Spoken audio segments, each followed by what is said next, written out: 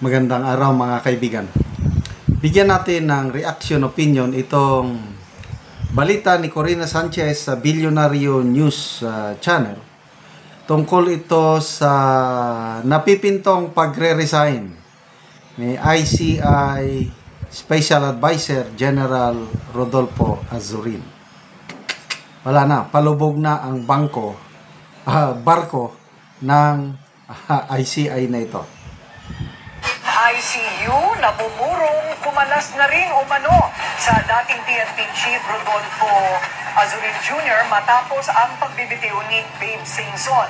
Ayon sa source ng politiko, balak nang mag-resign ni Azurin bilang Special Advisor dahil sa umano'y growing differences with ICI Chairperson Andres Reyes Jr. Hindi na raw approve kay Azurin ang direksyon ng investigasyon sa flood control scandal.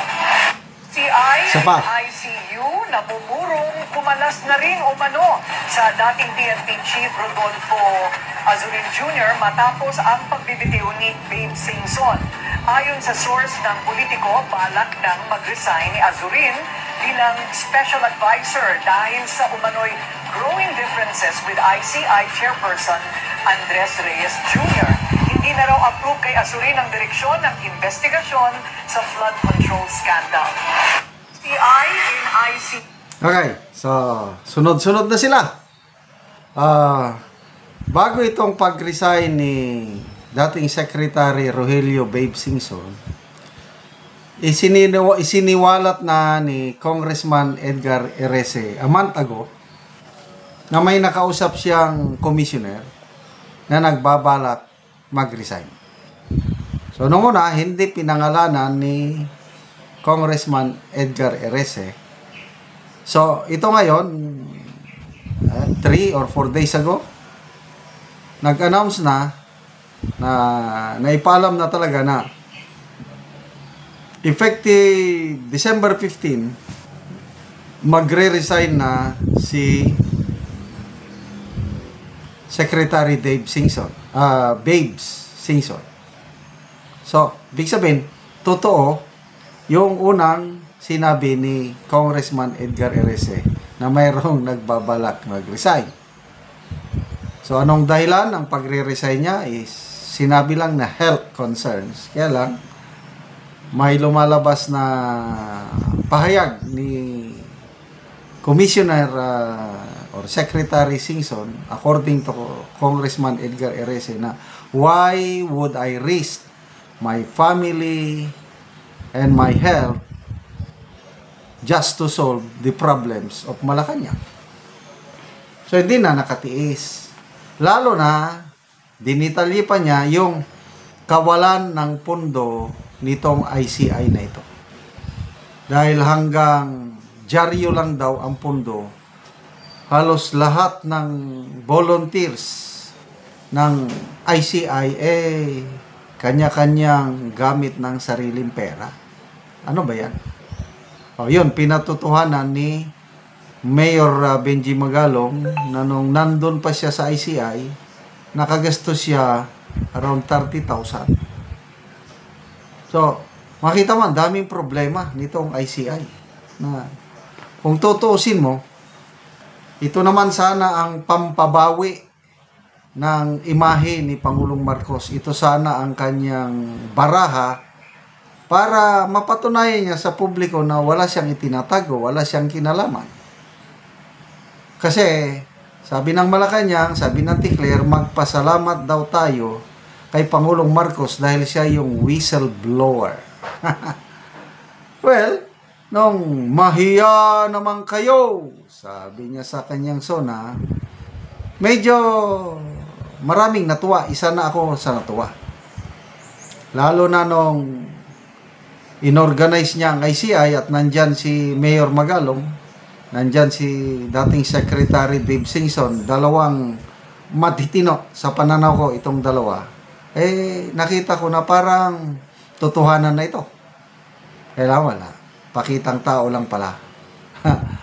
Balat kayo pala ang buhay sa mundo, nakangiti ngunit hindi totoo. Napakanta tuloy tayo.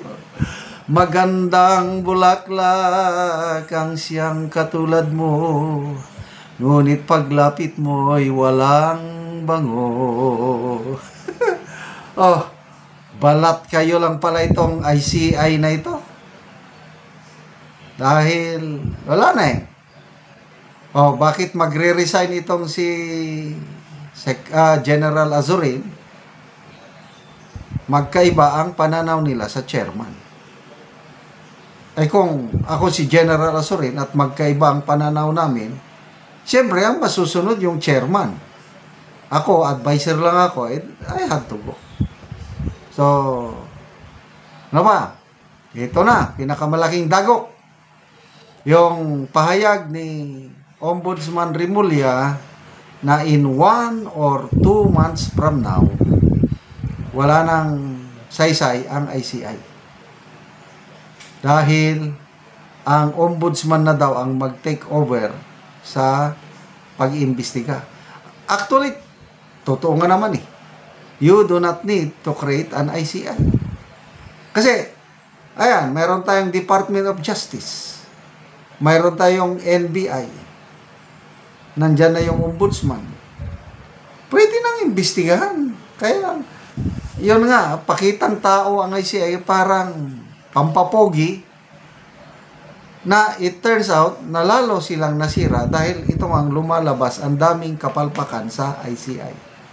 Ano yan? Walang pundo, tapos hindi live ang hearing, sekreto, tapos wala rin eh.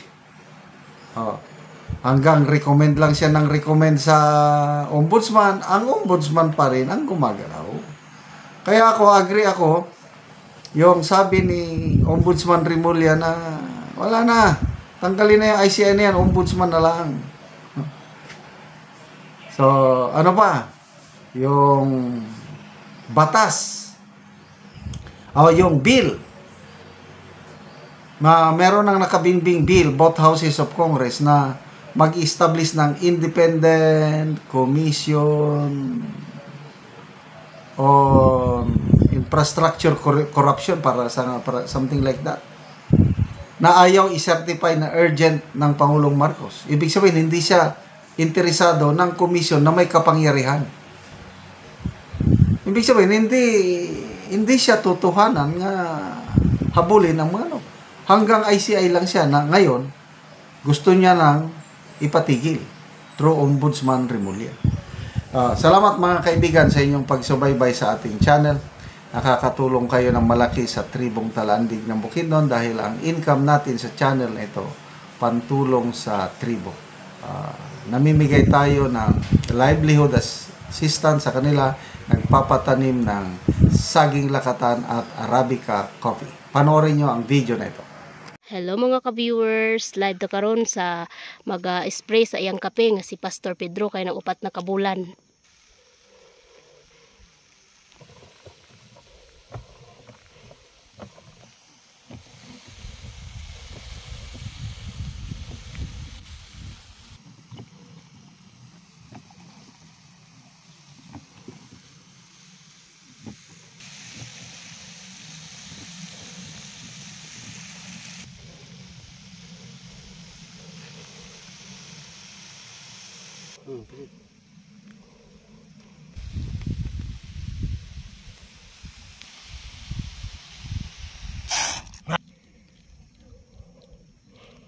So man siya ang kape nga nagupat na kabulan o spray na lang.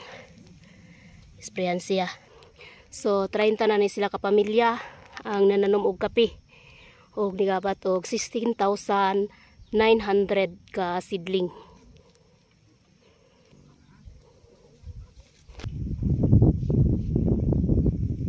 Live to ato.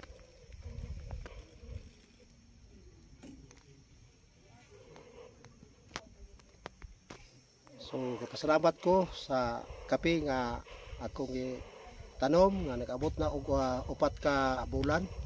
So kapasalamat ko sa Ginoo kay iya gid ning gipatubo gyud. Kay wa gid tay mahimo kun wala ang Ginoo. Usasab nga ako mapasalamatan ang nag-sponsor na ini nga makatanom ako og kape. Daghan salamat.